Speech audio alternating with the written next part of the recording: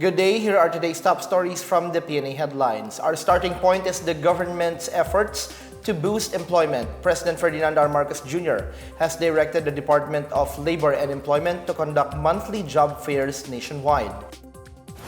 Speaking at the 123rd Labor Day celebration on Thursday, President Marcos said the government, in partnership with the private sector, has been holding job fairs since April 23rd. He noted that from July 2022 until February this year, they have held over 4,000 job fairs, with nearly 170,000 people out of 1 million job seekers getting hired on the spot. The president also said the unemployment rate dropped to 3.8% last February, surpassing the 4.3% unemployment rate last year, the lowest in 20 years. Marcos attributed this to increased investor confidence and improved economic management. From 2022 to 2024, the Philippines recorded around $27 billion in investments, leading to the creation of over 350,000 jobs nationwide.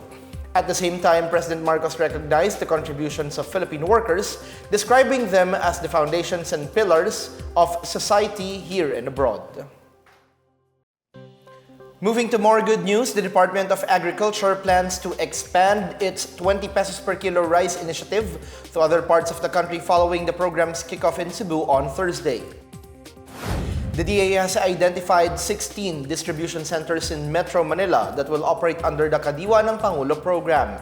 These include public markets in Caloocan City, Quezon City, Mandaluyong City, Pasay City, and Marikina City, as well as the DA Central Office in Quezon City, Camp Crame, and the PNP Eastern Police District in Pasig, among others. Each Kadiwa site will sell NFA rice to qualified households, including senior citizens, solo parents, persons with disabilities, and Pantawid Pamilyang Pilipino program beneficiaries.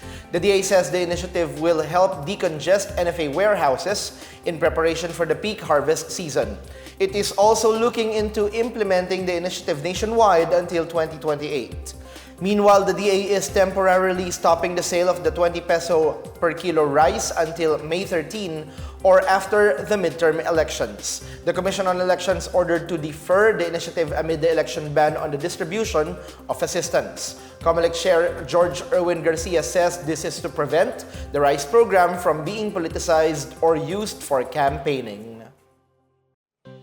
Shifting gears now, the Department of Education said the government has been intensifying interventions in schools to improve the capability of students to read and write. This amid reports that more than 18 million high school graduates from 2019 to 2024 were found to be, quote, functional illiterate. DepEd Secretary Sunny Angara says instead of memorization, the agency is teaching students to become critical thinkers while learning 21st century skills. Angara says the government is improving teaching and assessment methods as well as remedial and literacy programs in schools to prevent any student from falling behind. He stressed the need to put literacy at the heart of their education reforms, ensuring that every Filipino learner becomes functionally literate and prepared for the future. The 2024 Functional Literacy, Education and Mass Media Survey revealed that over 18 million high school graduates from 2019 to 2024 are functional illiterate or unable to read, write, compute, and comprehend.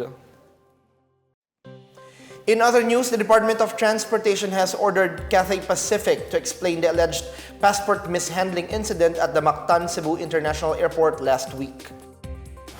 In an incident report from the Civil Aeronautics Board, a 65-year-old passenger failed to board his flight to Dubai via flight CX-948 on April 24th.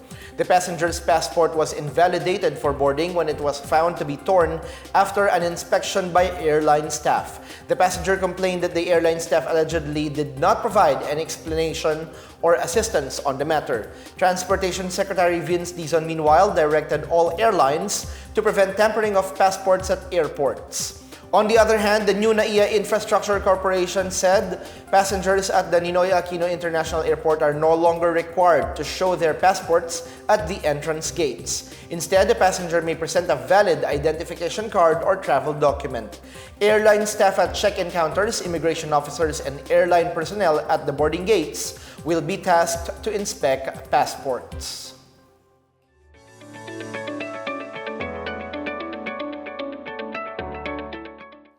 Moving on to business headlines, how do you solve a problem like poor water service? President Ferdinand R. Marcos Jr. ordered an investigation into numerous complaints related to the service and operations of Prime Water Infrastructure Corporation. Palace Press Officer Claire Castro said the Marcos administration stressed that the needs of the public must always be provided and that it does not tolerate the lack of services. Consumers of Prime Water nationwide have complained of poor water service despite rising bills. The local water utilities administration is expected to handle the investigation. Zambales Representative Jefferson Konghoon earlier expressed his intention to ask lawmakers to probe the operations of Prime Water. Meanwhile, state-run SSS or Social Security System said it will reduce interest rates for salary and calamity loans starting July 2025. This will be made available for members who have no availment of penalty condonation in 5 years or those who have good credit quality. SSS also plans to expand the pension loan program to include surviving spouse pensioners. As of December 2024, there are 1.2 million surviving spouse pensioners who could benefit from the expanded program, which will be implemented by September this year. Qualified beneficiaries can get a maximum loan of 150,000 pesos. At the same time, the SSS is discussing with partner financial institutions on the feasibility of implementing a microcredit loan facility for members with a tenor between 15 to 90 days. President Ferdinand R. Marcos Jr. announced these added perks for SSS members as part of his Labor Day message. And that's the latest and the biggest stories on the PNA headlines. For more news updates, visit our website pna.gov.ph, our Facebook and X account, Philippine News Agency. The PNA headlines is also streamed via the Serbisyo Facebook page. You may also watch the PNA headlines through the Philippine News Agency's YouTube account and via the News and Information Bureau website under PNA News. I'm Bench Bondok. This is the PNA headlines, bringing stories that unite the nation.